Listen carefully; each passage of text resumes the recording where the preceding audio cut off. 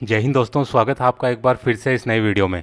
दोस्तों, एसएससी की तरफ से वैकेंसीज निकली हैं स्टेनोग्राफर ग्रेड सी और डी के लिए। तो दोस्तों, इसमें एक्स सर्विसमैन का भी कोटा है और जितने भी जो भी लोग 12th पास हैं वो सभी इसमें अप्लाई कर सकते हैं। तो चलिए देखते हैं वो वैकेंसीज़ के बारे में और डिटेल में समझते हैं इसके नोटिफिकेशन को। तो दोस्तों, ये इसका डिटेल नोटिफिकेशन। तो सबसे पहले देखते हैं इंपॉर्टेंट डेट्स के बारे में। तो ऑनलाइन जो एप्लीकेशन सबमिट करने की डेट है वो 20 अगस्त से एप्लीकेशन आप शुरू कर सकते हैं और 5 सितंबर इसकी लास्ट डेट है एप्लीकेशन को भरने की। इसके बाद जो आपकी रिसिप्ट निकलेगी ऑनलाइन, उसको जो निकालने की लास्ट डेट है वो है 5 सितंबर 2022।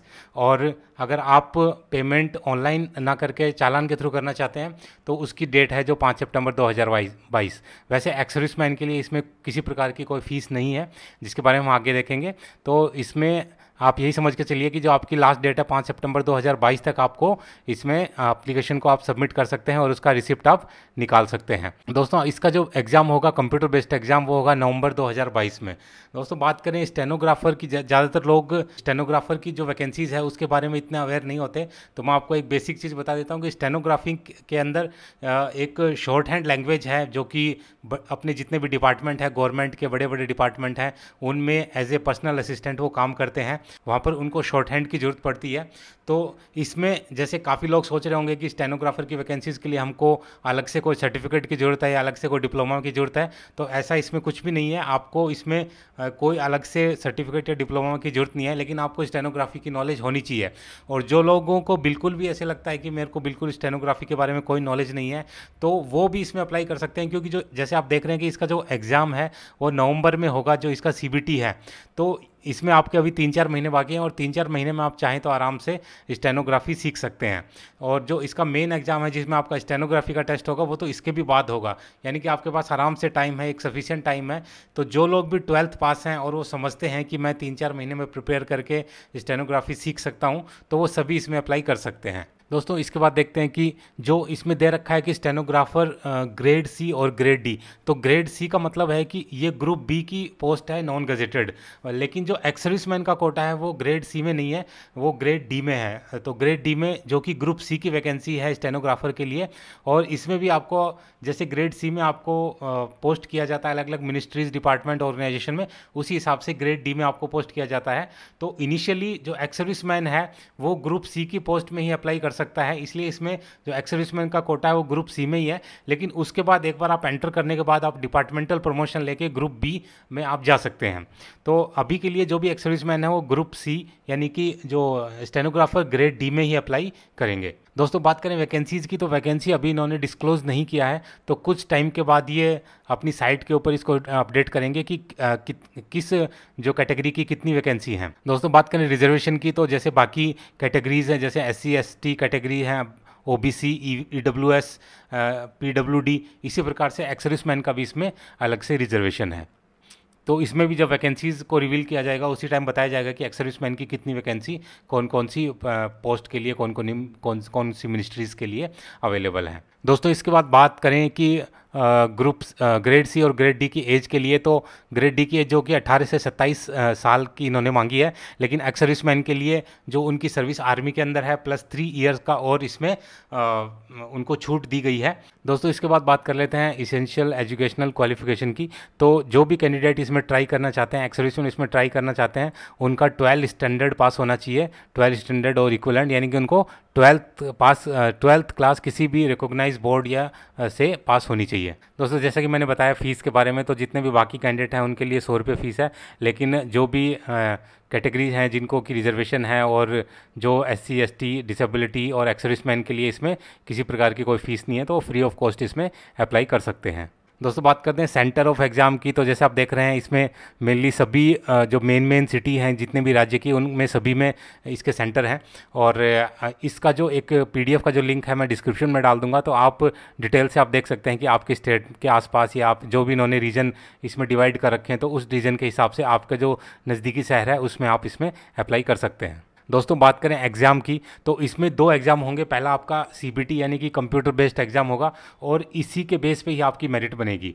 दोस्तों जो इसका जो अगला एग्ज़ाम होगा, जो स्टेनो का एग्ज़ाम होगा, वो सिर्फ क्वालिफाइंग इन नेचर है, यानी कि उसमें सिर्फ आपको क्वालिफाई करना है। जो आपकी मेन मेरिट बनेगी वो आपको जो सीबीटी यानी कि कंप्यूटर बेस्ड जो एग्ज़ाम होगा उसी के ऊपर आपकी मेन मेरिट बनेगी। तो चलिए देखते हैं कि इसमें कौन कौन से सब्जेक्ट हैं। तो जो आपका कंप्यूटर बेस्ड एग्ज़ाम होगा इसमें आपके मेनली 3 सब्जेक्ट आएंगे। इसमें पहला आपका जनरल इंटेलिजेंस एंड रीजनिंग, इसके आपके 50 क्वेश्चन होंगे 50 मार्क्स के।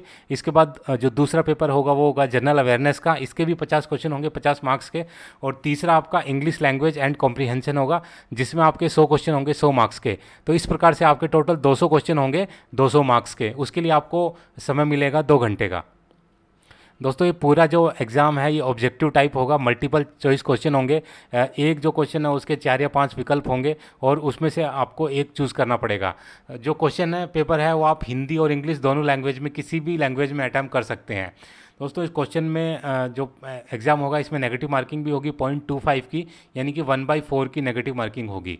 दोस्तों जैसे कि आजकल सभी जो कंप्यूटर बेस्ड एग्ज़ाम में किया जा रहा है, जो स्कोर को नॉर्मलाइज़ किया जा रहा है शिफ्ट के हिसाब से, उसमें देखा जाता है कि कौन सी शिफ्ट के अंदर जो पेपर हार्ड था, कौन सी में जो इजी था। तो जो भी कैंडिडेट मार्क्स करते हैं उसी के हिसाब से, अपने फॉर्मूले के हिसाब से इसको नॉर्मलाइज़ करते हैं।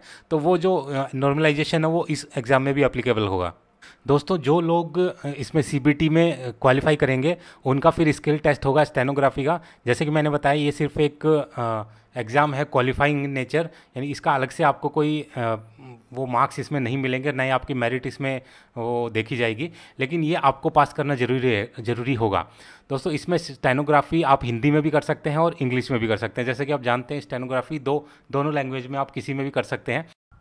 दोस्तों इसमें आपको 10 मिनट दिए जाएंगे। अगर आप ग्रुप सी की पोस्ट के लिए अप्लाई कर रहे हैं तो आपको 80 वर्ड पर मिनट की स्पीड चाहिए, और अगर आप ग्रुप बी की पोस्ट के लिए अप्लाई कर रहे हैं तो आपको 100 वर्ड पर मिनट आपकी जो स्पीड होनी चाहिए स्टेनोग्राफी की वो इसमें रिक्वायर्ड है।